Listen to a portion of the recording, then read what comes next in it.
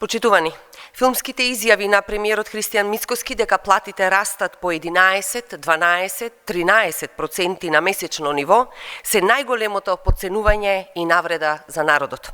Мицкоски ја подценува интелигенцијата на граѓаните. Сака да им каже дека тие не знаат дека во изминатите 6 месеци божем платите пораснале за 66% или за 110% за последните 10 месеци. Вакви фантазии, почитувани, не постојат во македонската економија. Напротив, со ВМРО ДПМН граѓаните ја живеат суровата реалност. Цените растат постојано, трошоците за живот секој месец се повисоки, а платите стагнираат. И официјалните податоци целосно го демантираат Мицкоски. За само 4 месеци вредноста на синдикалната потрошувачка кошница во март порасна за 3473 денари. За да се покрие синдикалната кошничка за едно семејство потребни се речиси 2,7 минимални плати. Ниту просечната нето плата не го следи растот на цените, во истиот период порасна за само 1033 денари. И минималната плата во Македонија е на дното на Европа и на Балканот.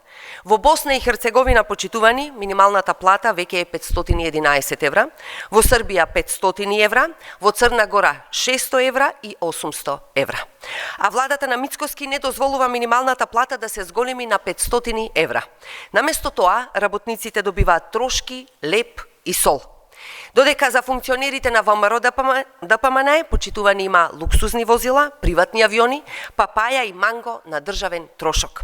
Според најновите податоци, БДП по глава на жител изнесува само 8.751 долар, а според паритетот на куповната моќ 19.290 долари.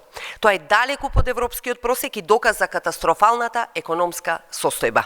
Тоа е суровата реалност, почитувани во Македонија со оваа власт. Додека Мицкоски зборува за четврта економија во Европа и шеста економија во свет по инвестиции, реалноста е сосема спротивна.